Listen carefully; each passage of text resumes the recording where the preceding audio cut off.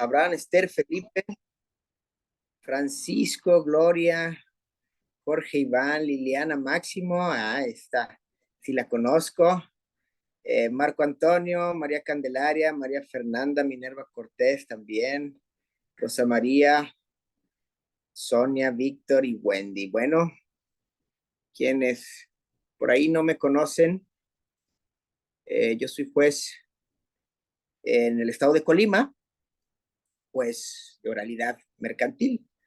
Ya tengo algunos años en estos temas y además capacitador a nivel nacional de jueces de oralidad mercantil por la CONATRIB, Comisión Nacional de Tribunales Superiores de Justicia, CONAMER, Comisión Nacional de Mejora Regulatoria, Secretaría de Economía. Y bueno, entre otras cosas, decirles respecto al Código Nacional de Procedimientos Civiles. Pero antes que todo, cualquier cosa y cualquier duda, cualquier comentario, háganlo saber, por favor. Aquí me van a estar apoyando la universidad para pasarme las preguntas. Si es posible que también se conecten directamente, con todo gusto. Acá de lo que se trata es ya también empezar a soltarnos.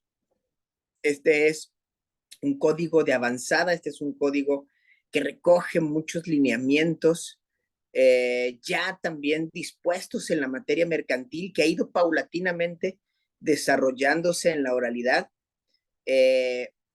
pero que también tiene un montón de cosas novedosas que vamos de alguna manera a darles o tocarlas en gran medida con los acontecimientos mucho más importantes de este nuevo Código Nacional de Procedimientos Civiles y Familiares, y como también ya se los anticipaba la licenciada Paola Vilchis, que es la coordinadora académica de la universidad, mañana comenzaremos un curso de este propio código con especialistas en el tema, que son los jueces de Ciudad de México, Jalisco, su servidor y su servidor de Colima, quienes vamos a impartirles este curso para darles muchísima más información al respecto. Bueno, cualquier pregunta, cualquier duda, por favor, no se limiten. Empecemos hablando un poco de la historia del Código Nacional de Procedimientos Civiles y de la trascendencia que la oralidad, que el sistema oral adversarial tiene ya en nuestros días, sobre todo en México, ¿no? Si hay participantes de otros lados, bueno, pues les encantará conocer estas temáticas porque con honestidad México tiene una gran avanzada en estos temas a comparación de otros países latinoamericanos. Claro está, algunos obviamente son punteros, pero todos los demás estamos pues en el tránsito y en el trance del sistema escrito inquisitivo, ¿no? Al sistema oral adversarial. Y esto nos rompe la cabeza a todos. No se sientan, no se sientan mal, no se sientan de alguna manera que no lo entienden, que no les cuadra, porque no fue lo que aprendimos en las universidades. Si ustedes que están aquí, que me acompañan, que nos acompañan, son todos abogados, bueno, pues no me dejarán mentir que en las carreras de derecho o en las licenciaturas de derecho que ustedes estudiaron, tal cual como yo las estudié, no estábamos vislumbrando aún este tema de la oralidad, ni mucho menos temas mucho más específicos como teoría del caso, por ejemplo, como psicología judicial, como técnicas de litigación, como oratoria, como argumentación jurídica, en su caso argumentación jurídica vinculada con la oralidad, ¿no? No tenemos conciencia de estos temas. Y ya a partir de algunos años, muy pocas, realmente muy pocas universidades han estado o han incorporado a sus planes de estudio esto de la oralidad. Entonces, vamos también a pasos lentos a pasos lentos. ¿Por qué empezó todo esto? ¿Por qué iniciamos con esta cuestión de la oralidad? Esto viene remontado, los que son penalistas también entenderán mucho más, a el derecho penal, ¿no? Por ahí empezó 2008, la reforma constitucional, 2011, ¿sí? Y empezó ya también a incorporarse el Código Nacional de Procedimientos Penales de este mismo corte adversarial. Debo decirles que la oralidad vino para quedarse, ya no hay marcha atrás, ya todos los procesos se están oralizando, ya todos los sistemas jurídicos o de administración de justicia están tendiendo hacia la oralidad. Primero fue la materia penal, como decíamos, después la materia mercantil paulatinamente. Ahora tenemos ya la materia civil y familiar oral, la materia laboral también se oralizó y así todos los demás procedimientos se van a ir oralizando. Entonces, esto es el futuro y ya nos alcanzó. Por lo tanto, tenemos que en todo caso estar muy, pero muy, sobre todo capacitados para los temas o para conocer de estos nuevos procedimientos. Pero lo más importante, tenemos que cambiar de paradigma, tenemos que cambiarnos el chip de un sistema tradicional inquisitivo, de un expediente escrito, a actuaciones orales de mayor exigencia para todos los actores judiciales, llámese servidores públicos o llámese litigantes. Para todos nosotros es un gran reto. Y el reto comienza y termina, ¿sí?, en darle al justiciable el mejor o la mejor panorámica de justicia posible. Y sobre todo, que en todo caso lo entienda, porque este código es un código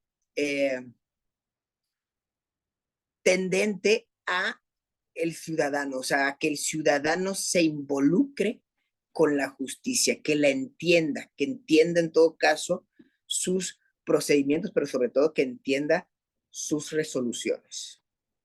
Entonces, bueno, esto comenzó en el 2017 con una reforma constitucional en donde el Congreso de la Unión se faculta para expedir las normas correspondientes al proceso civil y familiar.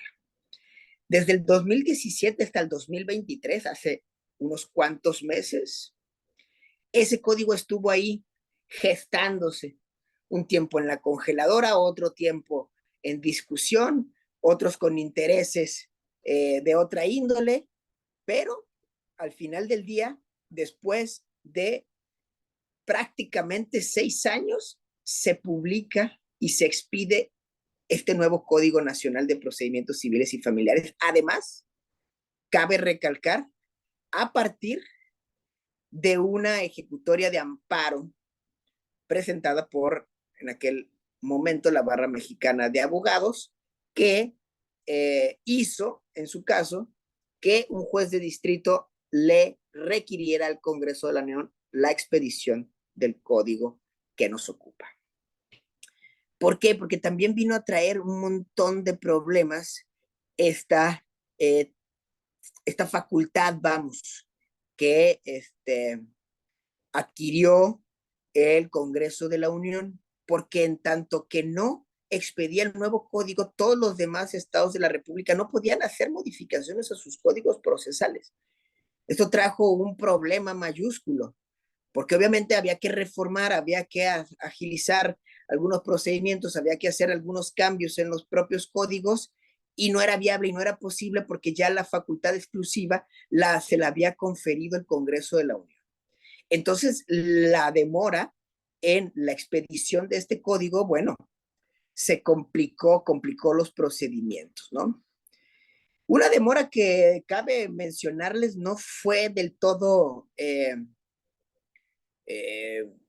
desafortunada, vamos, por así llamarlo, porque realmente se confeccionó un código muy, pero muy interesante, con cuestiones muy de avanzada, como les digo, con figuras jurídicas traídas del derecho americano, del inglés, del alemán, que ya obviamente tienen un montón de tiempo con estos sistemas y que la verdad es que nos viene bien también adaptarlos al nuestro, por supuesto.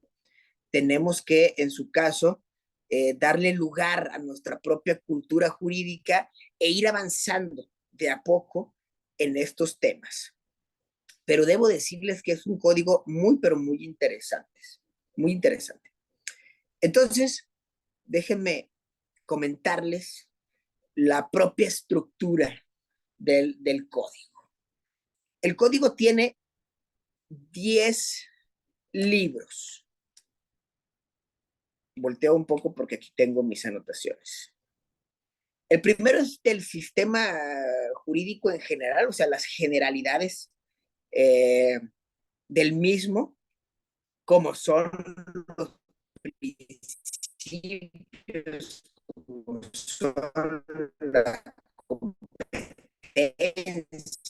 como son en todo caso las partes, las acciones correspondientes, escrito, ¿no? Donde ahí están establecidas las acciones y las excepciones a realizar, la capacidad de la competencia, todos estos presupuestos procesales, ¿no? Todo esto, ¿sí? Y en el código y en el código, ¿no? Las actuaciones judiciales, cómo va a ser. Acuérdense que es un tinte oral. Todo en el código va a ser bajo el principio de oralidad. Y acá viene bien recordar que los principios, ¿sí?, que están establecidos en el Código de Comercio, de oralidad, de publicidad, de concentración, de inmediatez, a eso se agrega principio de lealtad de las partes, o lealtad procesal fundamental, un principio de lealtad procesal, un principio de colaboración también se agrega a este propio código, que no es más que las autoridades y las partes van a estar en todo momento obligados, en su caso, ceñidos a colaborar con que se resuelva el fondo del asunto. ¿Por qué medios? Por el que sea. Y aquí viene bien decirles que la justicia alternativa, los medios alternos de justicia alternativo cobran especial relevancia en este código, como en los anteriores también, o sea, como en el Código de Comercio, en el apartado de oralidad también, pero que no se le ha dado tanto auge a esta situación. ¿Por qué? Porque la justicia alternativa, los medios alternativos van a ser los que propicien la despresurización del sistema. Un sistema con tantos asuntos, con tantos expedientes, migrarlo al sistema oral va a ser prácticamente imposible. Va a también desquebrajarse poco a poco, va a finalmente estallar.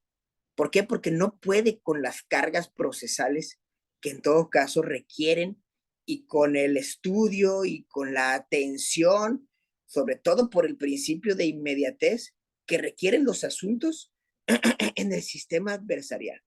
Por lo tanto, tenemos que empezar a pensar, tenemos que cambiar de paradigma, les decía.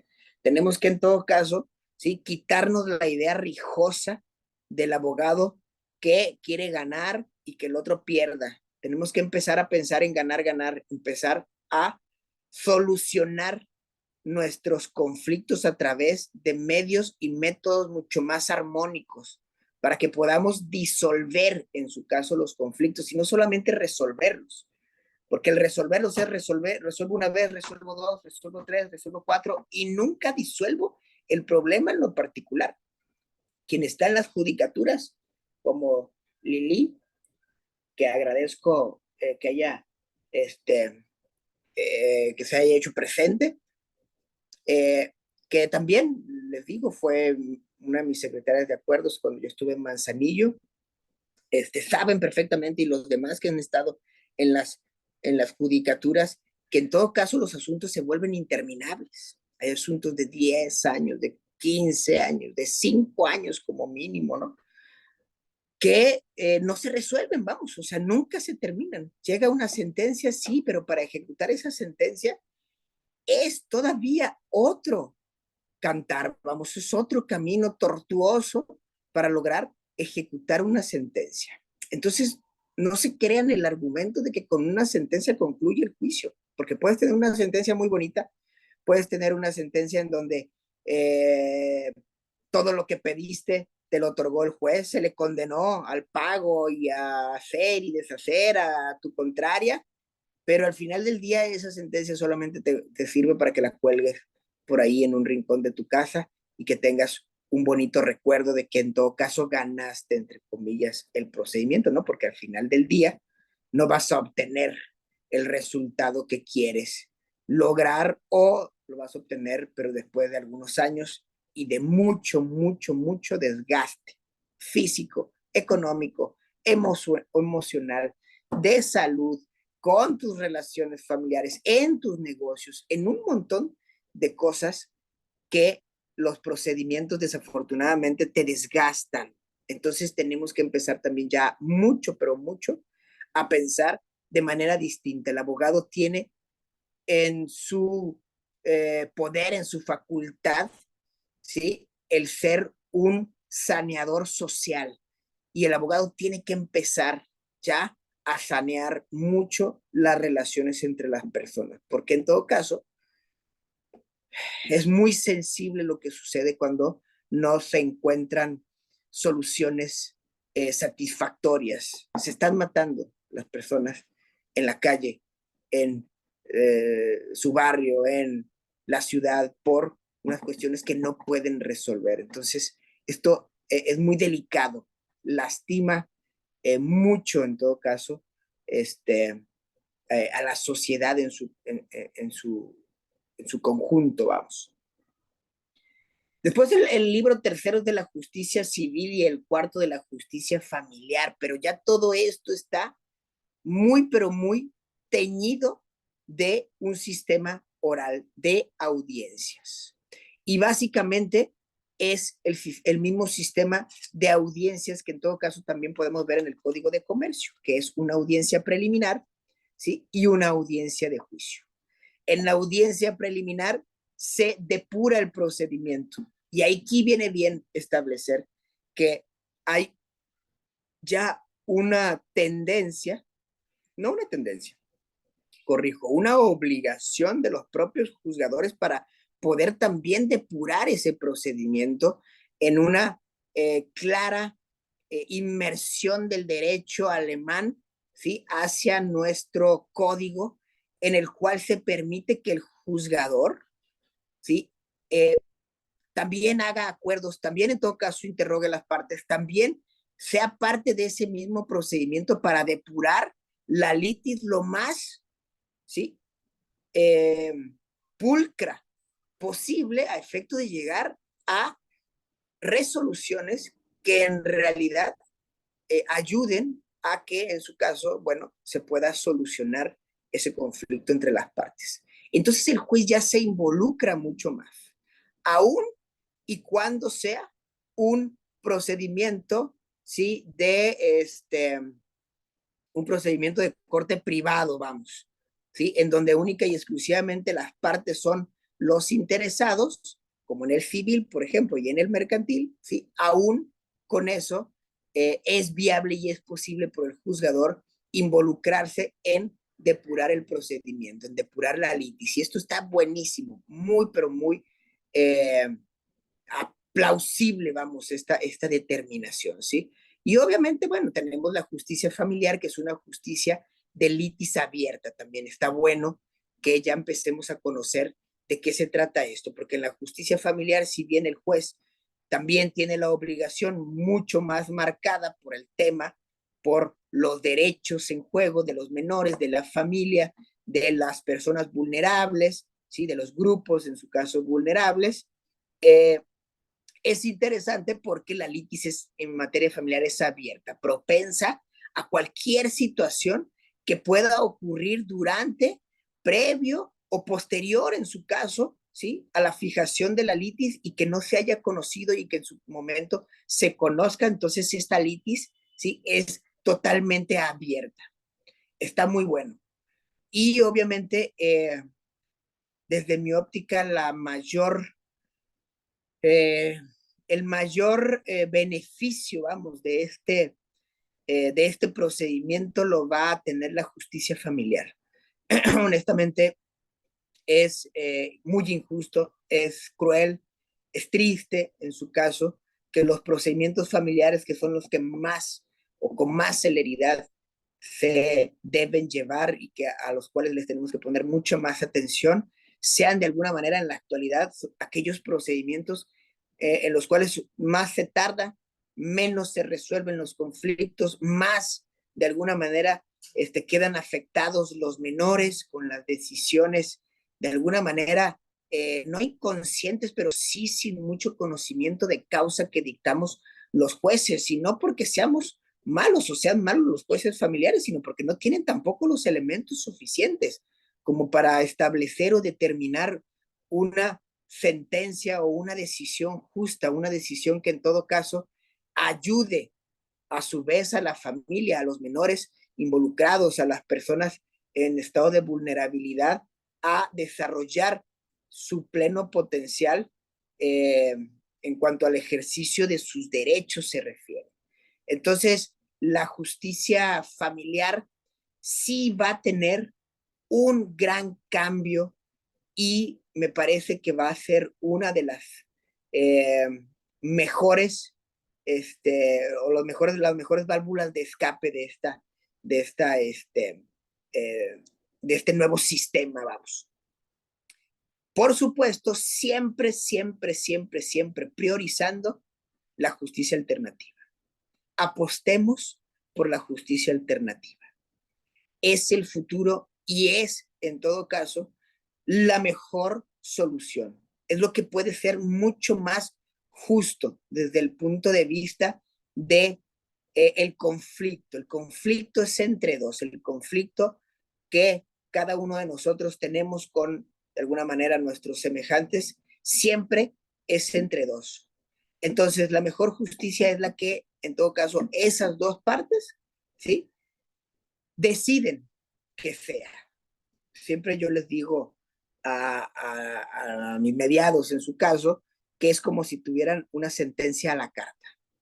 Ustedes deciden, está ahí puesta y dispuesta para que en todo caso los involucrados, los que mejor conocen el asunto, los que están inmersos, los que tienen ahí en la piel el conflicto, a los que les arde, a los que les duele el estómago, a los que les explota la cabeza cuando tienen ese tipo de situaciones, pues son ellos, no es el juez, no es el Ministerio Público, no es un tercero que en su caso, bueno, pues hará todo lo posible y de alguna manera, bueno, con toda la mejor de las intenciones podrá dictar alguna resolución que crea en su caso que es la mejor, pero honestamente, seamos de alguna manera ya muy, muy, muy objetivos en esta parte, pues única y exclusivamente los involucrados son los que saben ahora sí que de qué pie cojean, ¿no? Entonces ahí en ese sentido, este código es muy interesante porque en todo momento, en todo momento, está procurando la conciliación, está procurando mediar el asunto, están procurando disolver los conflictos. Esto tiene sus aristas, ¿no? Tiene sus detalles, pero de entrada es muy, muy, muy satisfactorio que en su caso ya se empiece a fortalecer este sistema de justicia que algunos autores ya no establecen como justicia alternativa, ¿no? Ya le quitaron este adjetivo de alternativa porque también, bueno, ya en muchos de los procedimientos ya empieza a ser una prioridad. Llámese, por ejemplo, el procedimiento laboral, que es un requisito de procedibilidad, haberte sometido a un medio alternativo para, en todo caso, acceder a la justicia laboral, ¿sí? En la justicia civil y familiar se va a seguir estableciendo la mediación y la conciliación ante el juez, pero previo a eso, el secretario, ¿sí?, va a hacer un estudio concienzudo y va también mucho a ayudar a los acuerdos sobre hechos no controvertidos, probatorios, etcétera, y en todo caso también va a impulsar, ¿sí? Que lleguen a un acuerdo satisfactorio antes de llegar al juez. Entonces va a haber una etapa previa con el secretario, ¿sí? Y posteriormente también en el procedimiento, ya ante el juez de igual manera va a procurar siempre que haya una solución por esto más armónica, vamos, por estos medios alternos de solución de conflictos, ¿sí? Después también el título o el libro, mejor dicho, el libro quinto de los juicios universales establece los procedimientos sucesorios y los procedimientos de concurso civil. Esto también es una novedad muy, muy interesante. Y los procedimientos sucesorios, bueno, van a ser de corte oral y ya no van a ser abiertos, vamos, ya también van a tener o se establecen términos específicos para darle continuidad a estos juicios. De igual manera, ustedes saben que los juicios sucesorios, digo, son los que más se eternizan, por así decirlo.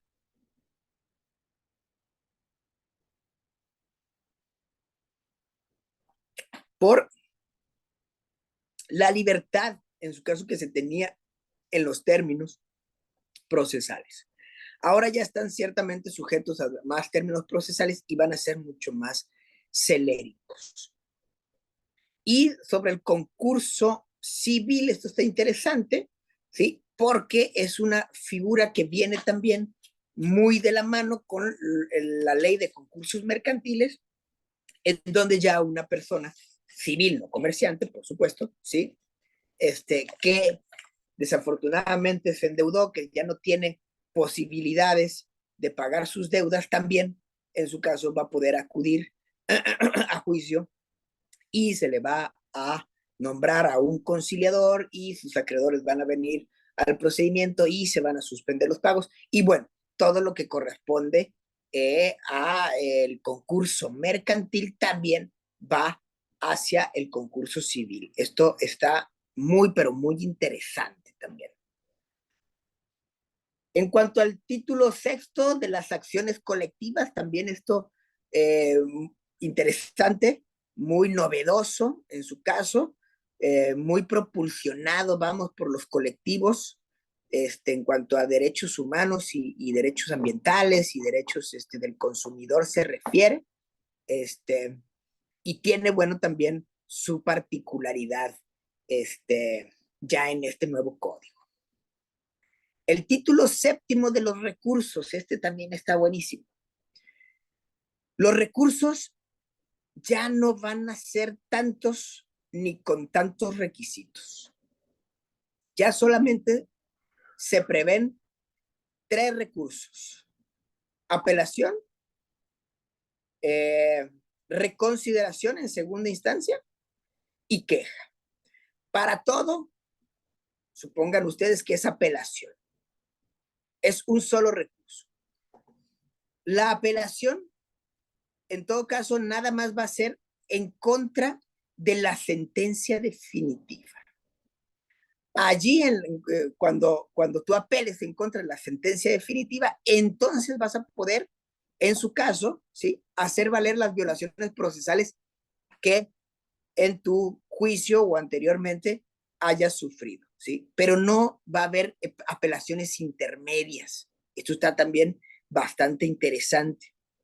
La reconsideración es en segunda instancia como un recurso efectivo, ¿sí? Y la queja únicamente procede en contra de la denegada apelación, cuando te niegan una apelación, o en su caso, también cuando se te fija una caución para ejecutar algún acto, ¿sí?, o alguna contrafianza para que no se ejecute o viceversa. Esas básicamente, o esos básicamente son los recursos que contempla este Código Nacional de Procedimientos Civiles y Familiares. Ahora, ¿cómo va a ser la apelación también en el mismo corte oral adversarial? Tú vas a ir con el magistrado y en una audiencia le vas a exponer tus agravios. ¿De acuerdo? Una vez que ya los expusiste, vamos, por escrito vas a ir a refrendarlos, por así decirlo, ¿sí? Porque por escrito lo vas a presentar ante el juzgador, vamos. y luego vas a ir ante el magistrado a exponerle tus agravios de una manera sucinta, de manera oral. Y después, en todo caso, el magistrado te va a convocar a una audiencia en donde el propio magistrado te va a explicar el por qué sí o por qué no de la sentencia que en su caso está eh, confirmando, modificando o revocando. ¿De acuerdo? Esto está buenísimo porque anteriormente, vamos, solamente el juez, pues era el que en su caso exponía y explicaba su sentencia, ¿no?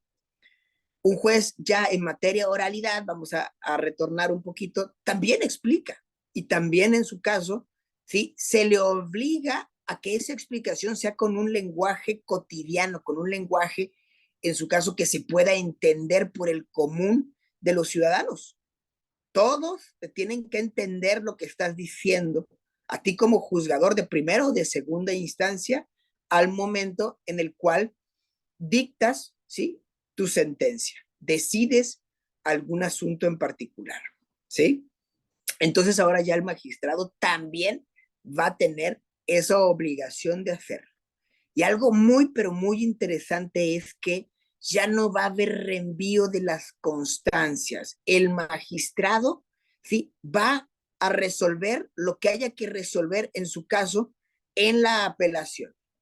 Ejemplo, para que se entienda, esto está bien interesante, pero quiero que se entienda bien qué significa que no va a haber este reenvío de las actuaciones.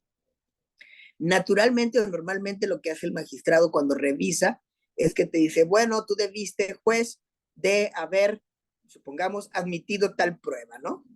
Entonces, admítase tal prueba, ¿sí? Y te lo enviaban, se lo enviaban al juzgador para que en todo caso, si ya admitida la prueba, el juzgador la desahogara, ¿no?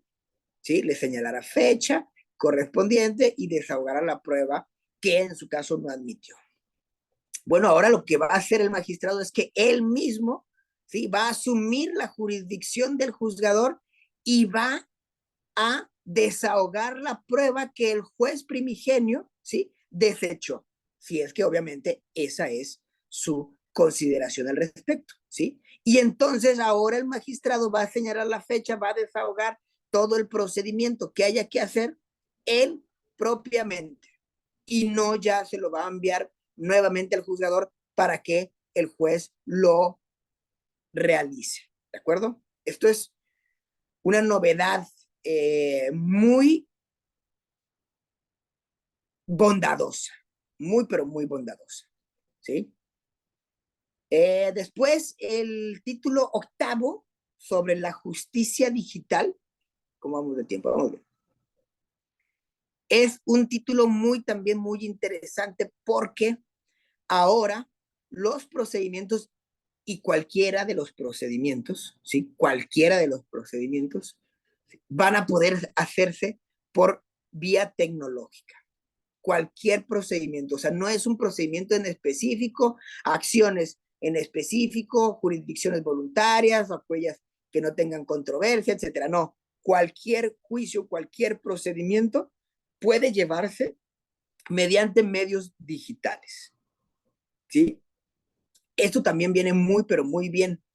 ¿Por qué? Porque ya se establecen los lineamientos, ¿sí? Sobre la justicia digital. Obvio, esto va a tener un montón de aristas porque pues algunos estados van a tener más infraestructura, más dinero para desarrollarlo y otros no tanto, ¿no? Pero bueno, cualquier procedimiento puede llevarse con la justicia digital. Audiencias en línea, bueno, por supuesto que tengan ciertas características, ¿no? Y obviamente aquí la única condicionante, vamos, es que ambas partes decidan, quieran, establezcan que efectivamente desean llevar un procedimiento por medios alternos, traigo en la cabeza medios alternos, por medios tecnológicos, ¿sí? Entonces, incluso en el glosario de términos, un glosario muy bonito, muy, muy específico en el primer capítulo, en el primer libro, perdón, ¿sí? Ya se establece el metaverso. O sea, tú vas a poder entrar a un ambiente totalmente digital, inmersivo, en donde vas a poder interactuar con tu contraparte, con el juez, con los testigos, con el Ministerio Público, con, en todo caso, quien sea parte incluso de los procedimientos, y vas a poder desarrollar ahí tu audiencia en un ambiente netamente virtual, desde tu casa, desde tu oficina, desde algún lugar en específico, ¿sí? Pero mediante esta plataforma tecnológica. Entonces, si alguna de ustedes o alguno de ustedes ha visto de alguna manera una audiencia que también es muy famosa, una audiencia colombiana que ya se ha llevado, y hay varias, ¿no? Ya, pero hubo una noticia muy famosa de una audiencia en Colombia que se desahogó mediante o por conducto o en todo caso dentro de esta plataforma del metaverso. Entonces, ya empezamos a pensar muchísimo más en los medios tecnológicos, ¿sí?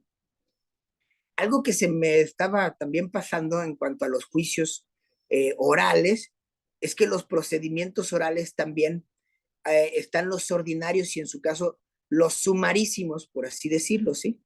Los ordinarios, que ya también, esto también es importante, se homologan todos los términos, o sea, ya solamente es un procedimiento oral. Y en todos los tipos de juicio o acciones, los términos están homologados. O sea, ya no hay de que 5 días en este, 6 en este, 8 en aquel, 15 en este, ¿sí? Ya están todos los términos homologados. Pero hay un procedimiento oral sumarísimo, en su caso, que solamente permite una sola audiencia y en el cual, bueno, es también para aquellos asuntos que ameritan una urgencia específica. Y tú vas a poder ir ante el juzgador y presentar incluso tu demanda vía oral, ¿no? Puedes hacerlo por escrito o vía oral. La que sí tiene que contestar incluso vía oral es el propio demandado, porque en ese mismo momento, en su caso, van a expedirte el auto correspondiente, le van a notificar al demandado, van a señalarse, o en ese mismo auto se vaya a señalar una fecha muy próxima, se habla de términos de horas, ¿sí? En donde se va a llamar al demandado y el demandado ahí mismo va a tener que contestar en audiencia la demanda en su contra, ¿sí? Y en su caso va a poder reconvenir y entonces el actor va a poder contestar a la reconvención, pero todo oralizado. Esto ya viene con mucha tendencia americana, ¿no? En donde los procedimientos son netamente orales. Entonces estamos ya de alguna manera dando ciertos pasos hacia una justicia netamente oral.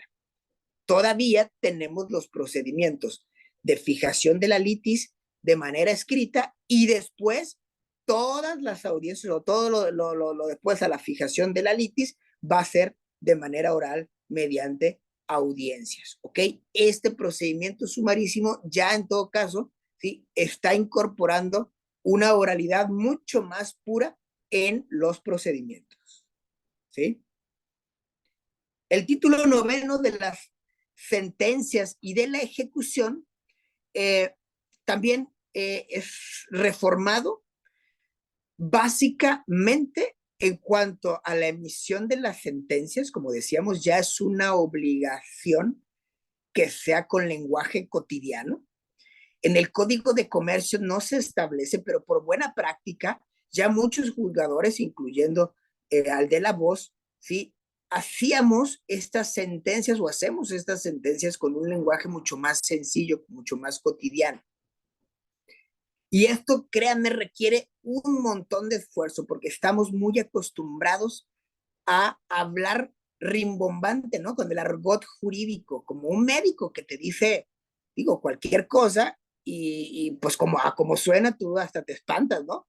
Y realmente puede ser un rasguño o no sé, algo muy sencillo, pero por el tipo de terminología que utilizan, bueno, pues ni siquiera lo entiendes. Pues en el abogado pasa igual, nada más que como nosotros estamos acostumbrados ya a esos tecnicismos, pues no lo vemos muy raro, pero cualquier otra persona de a pie, como dicen, pues sí le explota la cabeza cuando le dices una acción reivindicatoria, ¿no? Pues ¿qué es eso? Una usucapión, o sea, ¿con qué se come? ¿Sí? Entonces, las sentencias, vamos, van a ser ya con este nuevo formato y algo muy, pero muy interesante también, que ya se estaba también popularizando mucho porque ameritaba pues una reestructura, es el término para el engrose de las sentencias, ¿sí?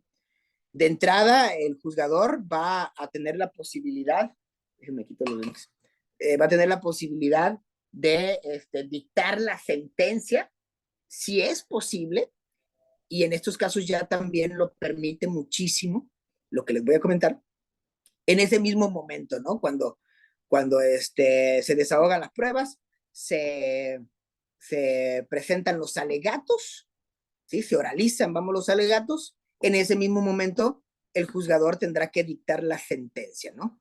Si el caso lo amerita o es viable jurídicamente y en dado caso también prácticamente posible, bueno, lo hará, ¿sí? Pero ahora la gran novedad es que hay un término de 2 días, si mal no recuerdo, ¿sí? Para el engrose de la sentencia. Entonces yo puedo dictar mi sentencia, yo puedo explicar mi sentencia en audiencia y voy a tener 2 días posteriores para engrosarla y eso significa para ya presentártela por escrito, ¿sí? Con todas las argumentaciones y con todo el rigor formal debido de una sentencia, ajá, pero esto permite en su caso que el juez ya pueda dictar ahí mismo la sentencia. Lo que a veces no nos permitía dictar las sentencias en ese momento era pues que no teníamos la sentencia escrita, ¿no? Que realmente pues era entregarle copia a las partes de la sentencia, pues ¿de dónde? ¿Cuándo? ¿A qué horas? ¿No? No había mucha posibilidad. Entonces ahora con eh, con esta nueva normativa es mucho más sencillo y es mucho más práctico y además también le permite al juez desarrollar su argumento, desarrollar su criterio, ¿sí? Y posteriormente ya con calma o el secretario o el proyectista o quien pueda también ayudar, bueno, pues podrá tener también un buen panorama de lo que el juez está determinando y un término prudente también para que en su caso la sentencia por escrito, engrosada, ¿sí? Ya esté a disposición. Esto también viene, pero muy bien. También, ojo, la ejecución de las sentencias va a también ser mediante audiencias, o sea, tiene un procedimiento oral también buenísimo, porque resulta que, por ejemplo, en el Código de Comercio llegamos hasta la sentencia en un procedimiento oral y luego en la ejecución volvemos al tema escrito y entonces ahí se complica también la cuestión. Entonces ya las ejecuciones van a ser también vía audiencia, vía oral. Entonces, esto también facilita bastante las ejecuciones de las sentencias y permite mucho que también ahí las partes lleguen a acuerdos satisfactorios, porque obviamente la conciliación, la mediación, la justicia alternativa no termina con la sentencia, o sea, puede seguir y continuar también en la ejecución de la propia sentencia y si vienen las partes y estamos en una audiencia y ya está por ejecutarse el tema, entonces también hay mucho que se suavizan las personas, ¿no? Y entonces también se pueden llegar a acuerdos satisfactorios. ¿Para qué? Para que se cumpla. O sea, esto es fundamental. 9 de cada 10, más o menos, ¿sí? Es un dato muy duro, pero 9 de cada 10 sentencias se incumplen. Al contrario, 9 de cada 10 convenios se cumplen. ¿Por qué? Esto es fundamental, porque a nadie le gusta que le digan qué hacer, ¿no? Un tercero te va a decir qué vas a hacer y luego te estás enojando y luego perdiste. Entonces, esta parte emocional, psíquica, no la estamos considerando. Entonces, la justicia alternativa considera todas estas partes y propone un ganar-ganar. y en todo caso las partes están muy inmersas en su propio destino, vamos, en su propia resolución, porque ellos mismos, ¿sí? Adoptaron esos compromisos y entonces es mucho más complejo, mucho más complicado que los incumplan. Por supuesto que se van a dar los casos, pero son mínimos. Entonces, a eso es a lo que estamos apostando, vamos. Y finalmente, los procedimientos de carácter internacional, que es en todo caso la cooperación internacional, que en gran medida se mejoran los procedimientos para hacer cumplir determinaciones del orden internacional y que en todo caso también las determinaciones de los jueces mexicanos se puedan hacer cumplir en el extranjero, ¿sí? Mediante también muchos sistemas informáticos electrónicos. Esto también viene a revolucionar mucho. Esto también se me pasaba. Hay está establecido la formación o la generación de un sistema nacional de exhortos electrónicos. Entonces ya los exhortos van a ser vía electrónica, ya van a ser todos vía electrónica y todo ese sistema le va a corresponder a la federación, si no mal recuerdo, realizar esta conectividad. Ven que la federación tiene su sistema, el sistema integral de seguimiento de expedientes, me parece, el CICE.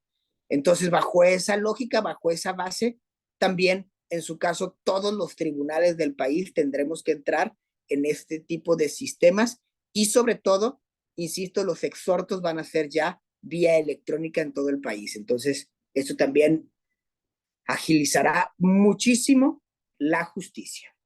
¿De acuerdo? Entonces, ven ustedes, tan tan, después vienen los transitorios, uno de los transitorios y el más importante es que este Código Nacional de Procedimientos Civiles y Familiares entra en vigor el 1 de abril del 2027, sí o sí. Entra en vigor en su caso, ¿sí? Para todo aquel que quiera incorporarlo de una vez en sus estados, vamos, ¿sí? Pero la fecha límite para incorporación, ¿sí? Y para en todo caso derogación automática de los códigos procesales civiles de todas las entidades es el 1 de abril del 2027. Esa fecha se derogan en automático todos los códigos procesales y entra en vigor el Código Nacional de Procedimientos Civiles y Familiares, con una salvedad que en materia de desaparición de personas, de la declaración de ausencia, en su caso, en las disposiciones del Código Nacional de Procedimientos Civiles y Familiares entran o entraron, ¿sí? En todas las entidades desde la publicación del propio código, ¿sí? Esto mucho viene como para sanear en muchos de los casos, bueno, pues las graves pérdidas y el viacrucis desafortunado que en su caso tienen que transitar las familias de personas desaparecidas, ¿no? Para en todo caso lograr estas declaratorias. Entonces es un procedimiento muy celérico para lograr este tipo de declaratorias. ¿De acuerdo? Entonces, tenemos posibilidad de ir entrando al Código Nacional de Procedimientos Civiles de acuerdo a las características, a las circunstancias de cada una de nuestras entidades federativas en algunos procedimientos, con algunas materias, en algunos lugares, etcétera, así ir haciendo pilotajes para que de aquí a 4 años estemos plenamente y todos, ¿sí? Inmersos dentro de esta mecánica. ¿De acuerdo? Entonces, ¿qué necesitamos? Bueno, herramientas, infraestructura, recurso humano, capacitación, un montón de cosas que, como ven, de alguna manera, híjole, ahí es donde, como dicen, la puerca torció el rabo, ¿no? Porque empezamos, pues, a tener ciertas desavenencias, sobre todo presupuestarias, ¿no? Y ahí es donde se nos va a complicar bastante la situación, ¿sí? Sin embargo, bueno, tenemos o estamos de alguna manera a buen tiempo como para avanzar en estos temas, ¿sí? Necesario, muy necesario, por favor, muy, pero muy necesario empecemos ya a focalizar en que necesitamos también ser muy buenos, tener muy buena praxis.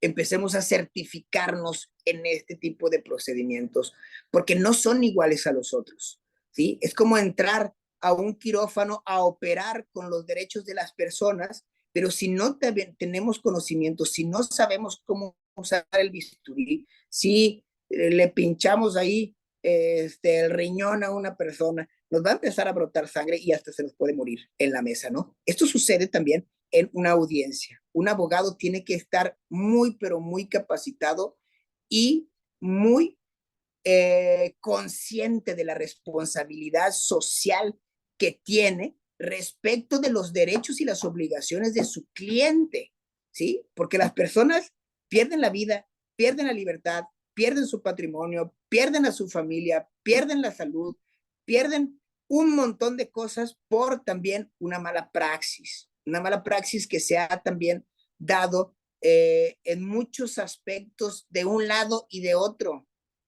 Todos tenemos que entrarle ya a este nuevo sistema porque es un cambio de paradigma. O sea, no es que le vamos a entrar con las mismas, con el mismo formato de mi compadre de hace 10 años que ganó el juicio en amparo, ¿no? No nos va a funcionar. O sea, aquí hay técnicas, aquí hay habilidades, aquí hay destrezas distintas a el ámbito escrito, ¿sí?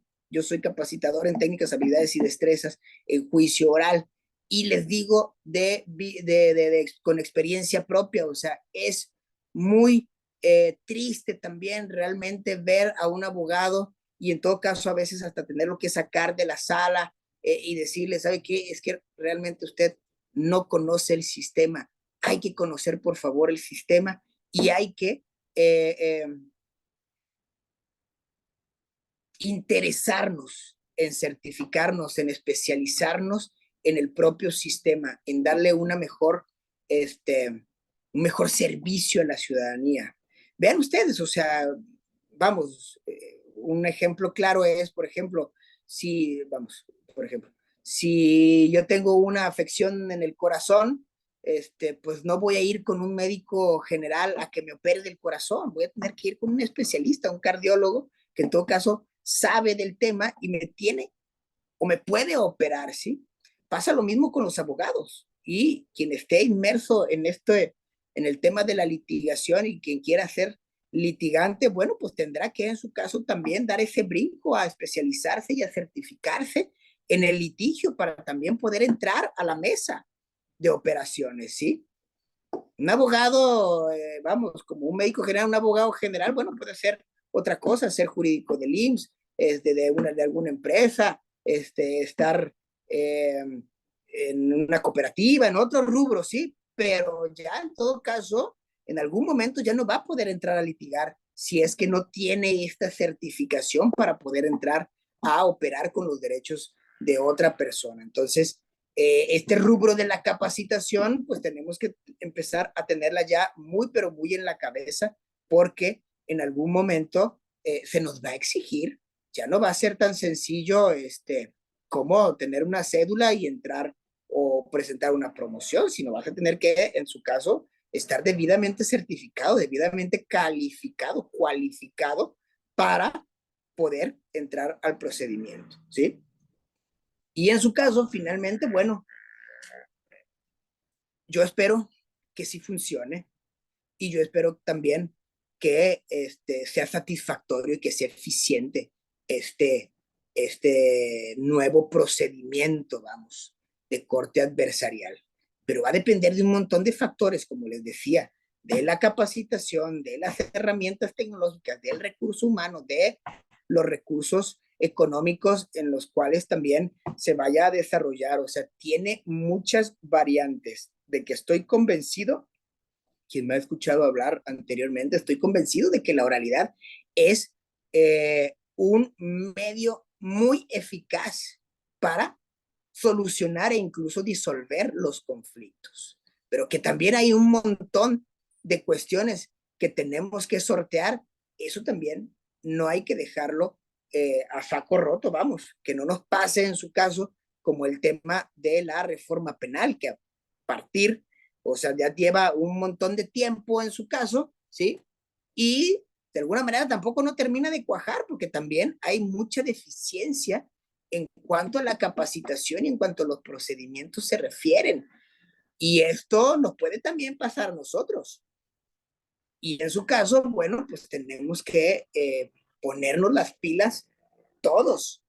Tenemos que realmente interesarnos en capacitarnos en este nuevo sistema de justicia oral, porque honestamente es todo un cambio en los paradigmas. En ese sentido, entonces, la invitación es también, además, a que nos acompañen en su caso mañana en el curso del Código Nacional de Procedimientos Civiles, que empieza mañana miércoles y concluye el lunes 18 de diciembre, es lunes y miércoles, y está conformado por un pool de jueces especializados en el tema, comenzando con el doctor Enrique Durán Sánchez, que es miembro de la Comisión Técnica Revisora del Código Nacional de Procedimientos Civiles y Familiares, juez en la Ciudad de México, que el que estuvo de, ahora sí que mano a mano ahí con todos los redactores y con todos los legisladores y senadores, revisando, ¿sí? Incorporando sus ideas y su trayectoria en ese propio código, que es el que en todo caso nos va a ofrecer el primer tema, que es la introducción general al código y las formalidades procesales y las competencias, o la primera parte fundamental del código, y la última, que es la de ejecución de sentencias y procedimientos de carácter internacional, ¿sí? Su servidor estará el lunes 27 con medios alternos de solución de controversias y los actos prejudiciales, que es un tema que me apasiona y que también quien me ha escuchado anteriormente sabe que mi apuesta fundamental es a la justicia privada, a la justicia alternativa, con la conciliación, con la mediación, con los métodos alternos, armónicos, para darle solución a las controversias, y que esto es un pilar fundamental en todo aparato de administración de justicia. El tercer módulo, el miércoles 29, es del maestro Irán Arturo Cervantes García, que es también juez oral civil y que va a dar el procedimiento oral civil y familiar de la Ciudad de México. Él también es de la Ciudad de México. En los juicios universales, los procedimientos sucesorios, estará también la jueza en materia de tutela de derechos humanos de la Ciudad de México, la maestra Blanca Ivonne Ábalos Gómez. En el quinto, el miércoles 6, de procedimientos civiles y familiares no contenciosos, el doctor Raúl Martínez Camacho, juez mixto civil y familiar del estado de Jalisco, un buen también promotor de los medios alternos de solución de conflictos para estos procedimientos no contenciosos. Es una maravilla contar con alguien que pueda, en su caso, ¿sí?, darte soluciones alternas a tu problemática. En cuanto a los recursos se refiere, el licenciado Eric Daniel Prado Martínez, juez 36 del juicio oral civil también de la Ciudad de México, un destacado juez que tuvo mucho tiempo de proyectista y que conoce muy bien el sistema de segunda instancia. Para el séptimo módulo, el 13 de diciembre, de Justicia Digital y Seguridad de la Información, el maestro Alejandro Bravo Sánchez, que es un abogado postulante especialista en temas de justicia digital, porque realmente los operadores jurídicos estamos un tanto desactualizados con estos temas tecnológicos, y viene bien que otra persona que está muy interesada y muy integrada en esto nos venga a hablar sobre la justicia digital. Y entonces, lunes y miércoles, 2 horas, de 7 de la noche a 9, de 19 a 21 horas, para que en su caso se animen porque tenemos un gran claustro de docentes especialistas en estos temas. Y aquí en su caso también, si tienen dudas, comentarios o alguna pregunta, a ver, aquí veo. Lili, comparto con usted que la mediación trae mayores beneficios. Claro que sí, ya que está acerca posturas en contrario a través del diálogo y la negociación. Así es. Pone fin a problemas que se plantean, es decir, sí, deja atrás la cultura del ganador-perdedor precisamente y ahora entramos a ganar-ganar, efectivamente, y debemos apostar por acuerdos amistosos en beneficio de todos los miembros, particularmente, sobre todo, Lili, y sobre todo, compañeros y colegas de los niños y niñas y adolescentes. Sí, en la familia viene muy bien, viene muy, pero muy bien, realmente, aplicar esto que dice Lili, diálogo, escucha activa, cooperación, empatía, porque los niños, nuestros adolescentes, nuestras familias están sufriendo estos estragos realmente porque no nos ponemos de acuerdo, ¿no? Entonces, viene bien que apostemos a la justicia alternativa. ¿Alguna otra pregunta, duda, comentario? Con todo gusto. ¿Alguien más? Mira, aquí tenemos ya 28, qué bien, empezamos con casi 20, ahora tenemos 25, excelente. ¿Dudas, comentarios? Eh, les ya veo aquí, le están también, aquí les están pasando, vamos, los datos y todo, pero me gustaría en todo caso que nuestra coordinadora, si no hay preguntas, si no hay dudas, si tienen todo claro, si fue muy claro también, quejas también se reciben, les pueda comentar al respecto la licenciada Paola Vilchis. Adelante, Pau. Sí, muchas gracias, juez Cristian. Claro que sí. Bueno, ya les haré llegar a todos los que se registraron en este webinar la información de este curso, ya que, bueno, como bien lo mencionó el juez, iniciamos el día de mañana a las 7. Respecto a las promociones, obtienen el 30% de descuento siendo alumno, exalumno o docente. Asimismo, mencionando al juez Cristian. Y bueno, les voy a compartir por este medio el número de contacto de mi compañera Joana Franco, asimismo el mío, para que puedan también para que les podamos enviar los pasos a seguir. Únicamente hay que llenar un link y realizar el pago. Como ya vieron, pues tenemos un gran claustro docente, ya todos confirmados. Les estaremos enviando también un link. Van a entrar a un grupo de WhatsApp todos los inscritos. Y bueno, pues ya mismo les mando los datos.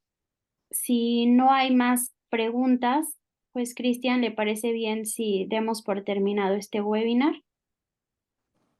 Muy bien, sí, claro. Por aquí nos preguntan que el término para la impugnación correrá hasta que se engrose la sentencia. Sí, efectivamente, hasta que se engrose la sentencia, corre el término para la impugnación.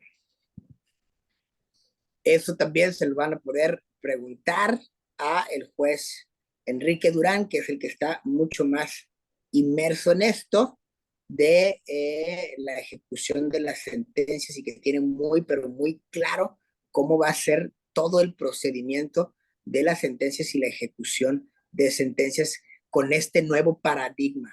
Acuérdense, sí, pero sí, claro, se explica, se pone de alguna manera en contexto a las partes y una vez que se engrosa, entonces el término empieza a correr para la impugnación de vida. ¿Sí? ¿Alguien más que quiera preguntar? ¿Todo bien? Si no, nos vamos a descansar y los esperamos mañana en el curso correspondiente y cualquier cosa, aquí estamos al pendiente. Tenemos ahí los datos correspondientes y necesarios para cualquier duda o aclaración con coordinadora académica. Les deseo, Perfecto. ¿sí? Hijos Cristian, bueno, pues muchas gracias a todos pues, por haberse conectado. Seguimos de cualquier manera todos los miércoles. Esta fue una excepción porque mañana iniciamos el curso, pero todos los miércoles en los siguientes webinars que vamos a tener, recuerden que estamos en Facebook, Instagram, LinkedIn como Universidad USEMPER. Y pues nada, nuevamente es un placer tenerlo en este espacio de la nueva generación para abogados. Muchas gracias, pues Cristian. Que tenga una bonita noche y buena noche para todos. El agradecido soy yo, como siempre. Muchísimas gracias por la invitación y los esperamos. También la universidad tiene maestrías y especialidades para que también se capaciten. Y les deseo muy bonita noche y nos vemos muy pronto. Abrazos para todos. Chao, chao. Hasta pronto. Bye.